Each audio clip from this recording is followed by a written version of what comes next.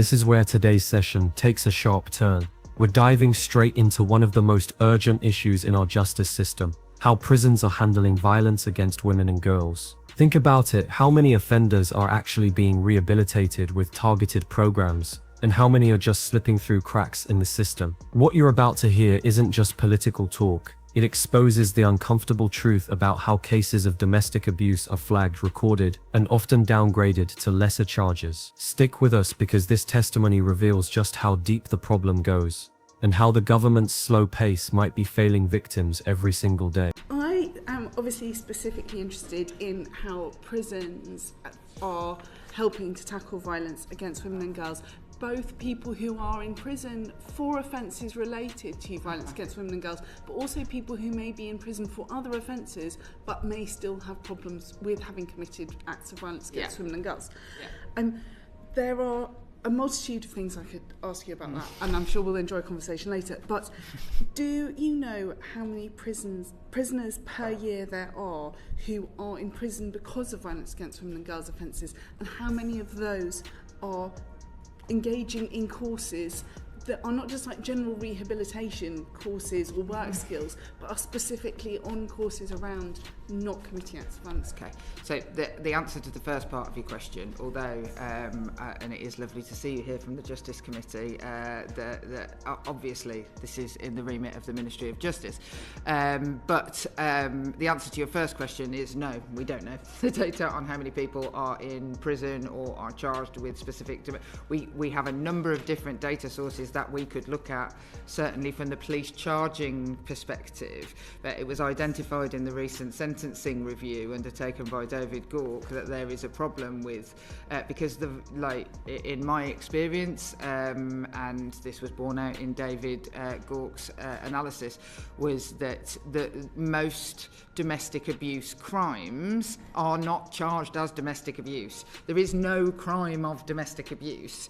And that there is a flagging system in policing, and so some of the data will sit there.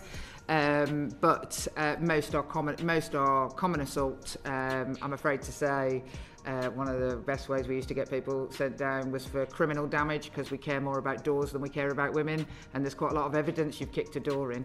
And so it's very difficult to tell what's a pub fight and what's a domestic abuse incident. So what David Gork has suggested in the sentencing review is essentially a flagging and mapping system for domestic abuse related cases.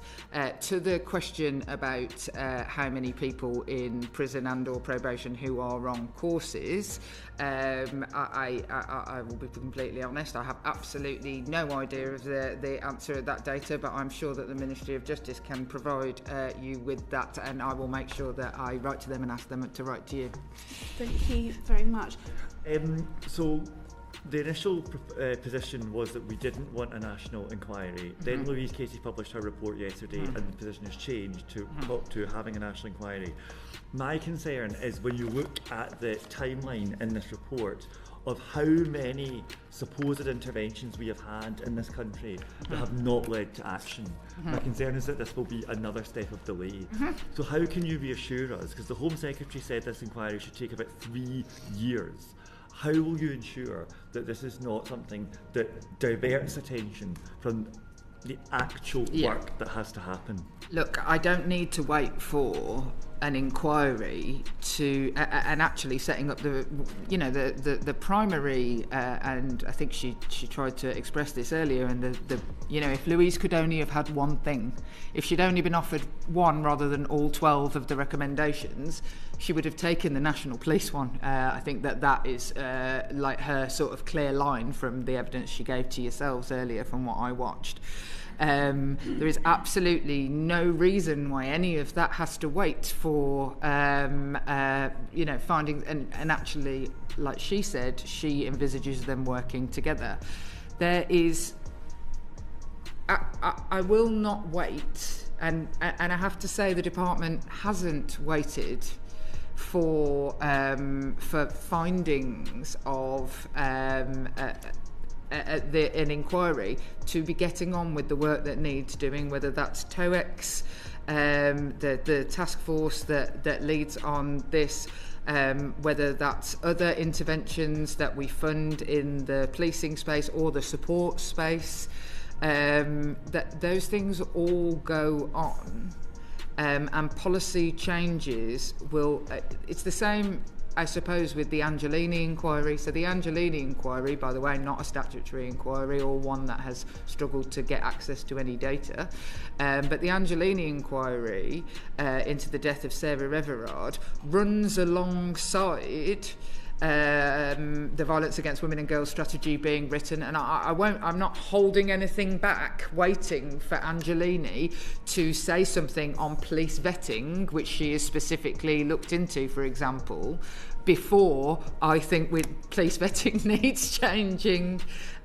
So that is the guarantee that I can give you, and we work alongside inquiries going on all the time. I have to say, a criticism certainly that I would have of ICSA whilst that was running is that for many years people like the Home Secretary were asking for something like mandatory reporting, and were being told by ministers in my position and others that the reason we can't we won't put mandatory reporting in to law is because we have to wait for ICSA. I'm never going to say we have to wait for that if there is a good plan that could be delivered and that I can deliver it. Okay, thank you. And final question is, this morning when we had Louise Casey in, I asked her which of those 12 recommendations does she think can be implemented swiftly, and when we bring ministers back in 6 months' time, they'll be able to say, yes, we've implemented those, and she said all 12. Do you accept that? Yeah. And will you commit to coming back in 6 months and telling us that all 12 have been implemented? Look, on the legislative ones, I wish I could sit here and say yes to you. I often, the signs for cars as you drive around Parliament that say dead slow. I always think, you're not wrong. Parliament moves quite slowly. Legislation has barriers that sometimes I can't foresee. However, lots of the legislation, so one of them we will put immediately into the bill that is currently passing through today. But yeah, look, I don't want to hang about. I seek to put all of these recommendations into place. I literally had a meeting this morning where I said, right, let's have a next steps conversation immediately. Yeah, thank you, because the issue is, as we move slowly, there are still victims out there being abused. It's not about survivors, actually, it's about current victims. And so my final question is, going back to our very beginning point about the spending review, there's a lot of new work for the Home Office here. Are you confident you've got the resources to deliver on what we're committing to? Again, I reiterate my point, I would always like more. Look, Baron... Now pause here, did you catch that? The minister just admitted that when it comes to identifying domestic abuse cases, the system is fundamentally flawed. Most domestic abuse crimes don't even exist as a standalone category in law. Instead, they're hidden under charges like common assault or even criminal damage. That means smashing a door might get more attention than assaulting a partner. Let that sink in. This isn't just about legal jargon, it's about how victims are systematically undercounted and underserved. What do you think? Should the justice system create a separate legally binding category for domestic abuse to ensure it's tracked properly? Or is the government deliberately keeping things vague to avoid accountability? Jess Casey's recommendation 12, which was agreed to by the government, fulsomely by the Prime Minister, the recommendation 12 is that this work will be fully funded. Obviously, that is part of all of the work that has gone on last week. But yeah, I will be making keen representations, as you can imagine. I can imagine. Thank you. Thanks, Chair. Just switching back, Minister, to the recommendations made by Professor Jay in ICSA. When I asked Baroness Casey this morning, which one of those recommendations are you most worried about not being implemented as quickly as it needs to be, she pointed me to the Child Protection Authority. Yeah. And I know that you made an announcement in April on this, and you've said that there'll be a consultation at some point later this year on its makeup and remit. But as has been highlighted already, it needs to make a difference to the victims, and we need that as soon as possible. So are you able to give us an update? Yeah, look, so, I mean, obviously it is led by the Department for Education. It sits within their purview, and plans are in place to use existing system and then change them. I won't apologise for making an enormous change in child protection and seeking to consult with experts, including Alexis J, to ensure that that happens. I spoke to Alexis yesterday. To ensure that that is done properly. What I do not want to do, and actually sort of refuse to do, I refuse to just do something speedy that delivers something that doesn't do the job. I, like Louise, have spent years on, I've been on every multi-agency group there is. I've been on a MASH, I've been on the MARAC, I've been on every single in local areas. These groups that are meant to share information, stop people falling through the gaps. You'll excuse me if I don't find that it sometimes just feels like utterly just words written down on pieces of paper. So how do we monitor whether that is actually working? How do we make a body that makes it actually work when so many have tried before and failed, which, to your timeline question, is a real one. And in fact, we've seen a massive decline in the number of child sex abuse cases of all types being raised in child protection issues and serious case reviews. That is utterly alarming to me. When we have, I bet you every single one of your local areas has got a MASH, a thing called a MASH, a multi-agency safeguarding hub. I bet every single one has. So how do we make sure that this works properly? Rather than, I don't want to just say, we'll be able to have a all singing, all dancing, brand new thing by the end of the year because I'm feeling pressured to do it. I want it to be right, and I know that that's how Alexis J feels as well. And Louise Casey, I should imagine. I wouldn't want to put words in her mouth. An approximate timeline though on the consultation period? Well, it's by the end of the year it will start. But I mean, it is afoot currently, I believe. But again, I would say the Department for Education would be better suited to answer your questions. Thank you, Minister. One final question. You said that it was be fully funded, all of the Casey recommendations. Do you know how much?